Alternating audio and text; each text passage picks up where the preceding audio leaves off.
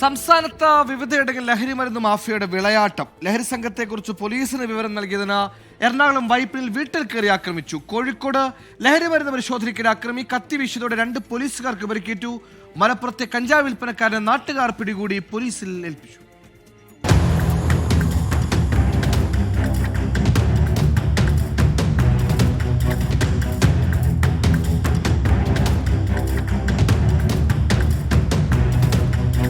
ലഹരി മരുന്ന് മാഫിയയെ പൂട്ടാൻ പോലീസ് പരിശോധന ശക്തമാക്കുന്നതിനിടെയാണ് വിവിധയിടങ്ങളിൽ ലഹരി മാഫിയയുടെ അക്രമം.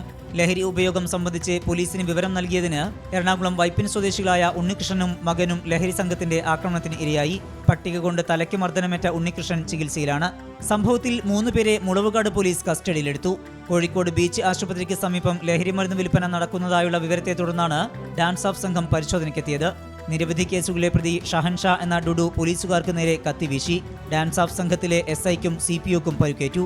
പ്രതിയെ സാഹസികമായി പിടികൂടി വെള്ളയിൽ സ്റ്റേഷനിലേക്ക് മാറ്റി.